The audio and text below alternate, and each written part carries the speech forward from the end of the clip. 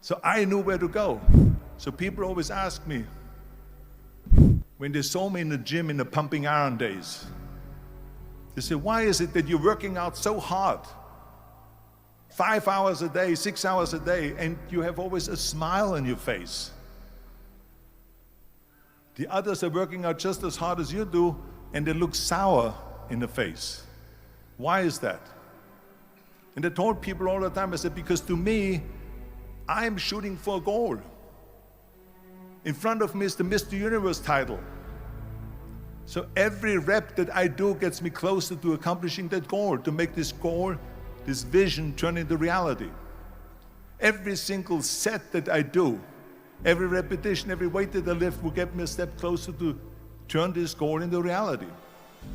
So I couldn't wait to do another 500-pound squat. I couldn't wait to do another 500-pound bench press. I couldn't wait to do another 2,000 reps of sit-ups. I couldn't wait for the next exercise, for the next half hour of posing and all the kind of things that you have to do to be a champion.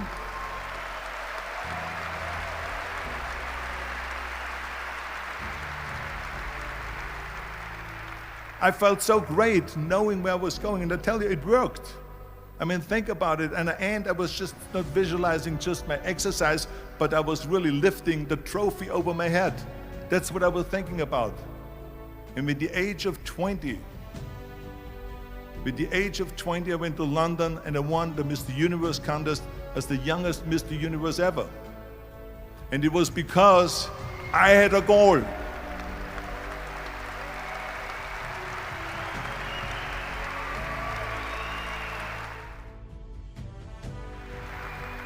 And the same thing is also in politics. I remember that in politics, I had a very clear vision that I will be the leader of California. That's as far as I could go because I was not born in America, so I could not run for president. So being the governor of the fifth largest state,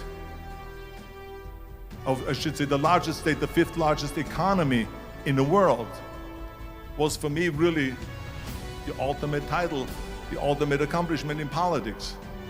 So even though people came up to me and says, why don't you go and run for something smaller, you're never gonna make it. I ran for governor, and then 2 months later I became governor of the state of California. Again, because I had a very clear vision what I'm gonna do with California. So let me tell you something, visualizing a goal and going after it makes it fun. You got to have a purpose no matter what you do in life. You got to have a purpose.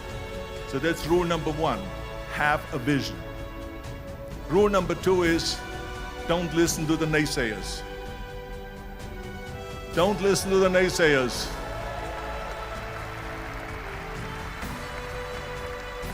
Everything I ever did, the thing that I heard out of people's mouth was, that's impossible. That can't be done. Or no. I remember when I wanted to be a bodybuilding champion, including my parents and everyone else around me, said this is impossible. Why don't you become a ski champion? That's what they do in Austria. Or a bicycle champion, or do some track and field. You can't be a bodybuilding champion. That is exactly what I heard, and of course I proved to the people that it can't be done. So whenever someone said to me, it can't be done, I heard it can be done. When they said no, I heard yes. And when they said it's impossible, I heard it is possible. Because I am a strong believer.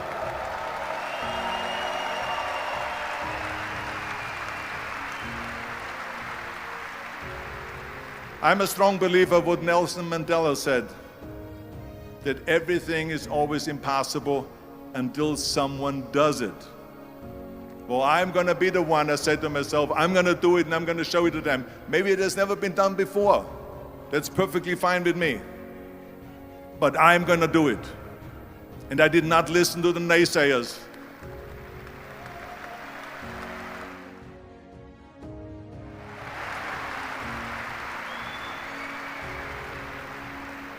So we have 18 hours a day.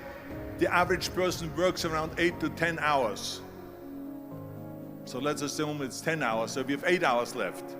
Then you travel around an hour a day. maybe 2 hours a day. So now you have still 6 hours left. So what do you do with these 6 hours? What do you do with these 6 hours?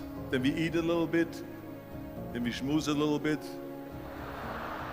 talk a little bit to people and all that stuff. But you can see how much time there is available if you organize your day. So you got to work hard. I mean, let me tell you something. When I went to America, I went to college. I went and worked out 5 hours a day, and I was working on construction. Because in those days in bodybuilding, there was no money. I didn't have the money for food supplements or anything. So I had to go to work. So I worked on construction.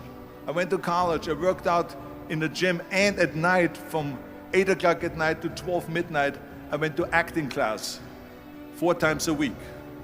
So I did all of that. There was not one single minute that I wasted. And this is why I'm standing here today.